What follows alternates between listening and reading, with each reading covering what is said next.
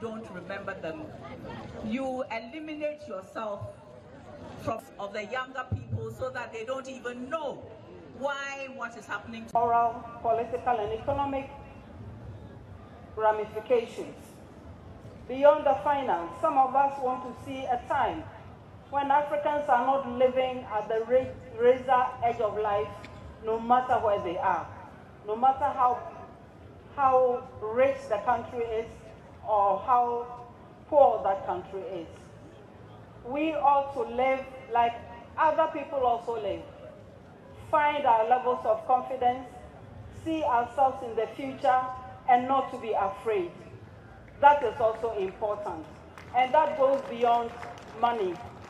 It goes beyond being ourselves and also making our contributions to the world like everybody else does. Panafest and Emancipation Day are not just commemorative events. They are acts of cultural resilience, resistance, and vessels of memory. They remind us of the tragic rupture of the transatlantic slave trade, the suffering endured, and the legacy of resilience and creativity our ancestors passed on. And then ask you to borrow back what they have stolen. At the heart of this year's celebration is a call for reparative justice. We must not remember, we must act. Reparative justice demands a reckoning of history, but also a restructuring of the future. It speaks to the need for moral, economic, and cultural redress, a renewal of systems that have long profited from exploitation. An act that has caused the people of Africa its resources, labor, economic dependency, designed to make African economies reliant on European markets.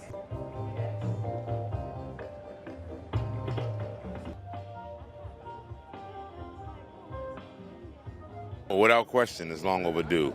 Everybody who has ever suffered any atrocity that the global community has recognized as, in fact, an atrocity, they've never ever hesitated to address the issue of reparations. Even as wars are being fought today in disturbed areas, people are already calculating the reparative costs in repairing that land. So why would it take Africa centuries for this conversation to come up, about reparative justice for Africa? It's only with Africa and people of African descent that it's a question. But now is the time that we must raise that issue and raise our voice. And that's why I'm happy to see that the diaspora has come home to this call, have also answered the call around this theme, and that our own president, President John Dramani Mahama, is the voice for Africa, along with CARICOM, along with the U.S., to lift up the cry for reparations now. It's been too long a delay.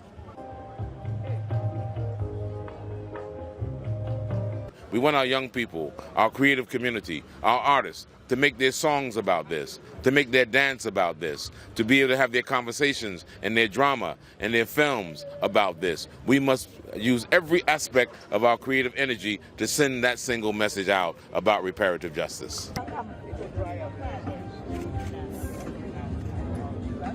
The theme of this year's Panafest, reparative justice, is deep and is broad-ranging. It speaks to not only repatriations, it invites us to come back. It invites us to set up inquiry spaces around what it really means, not to get money for those who left and who died in the Middle Passage, those of my ancestors, from whom I am a very strong representative. I am a descendant of triumphant survivors. But the justice aspect requires serious conversations and commitments at all levels to equity. Equity. What does that mean? It's a very easy word to use, but the healing that is required in the repair must be looked at. The intergenerational work must be looked at.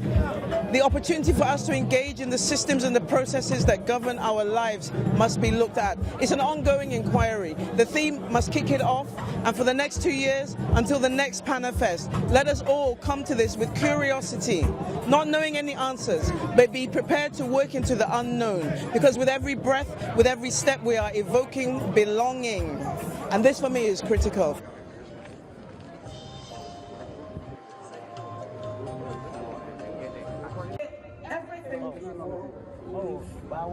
good things to come.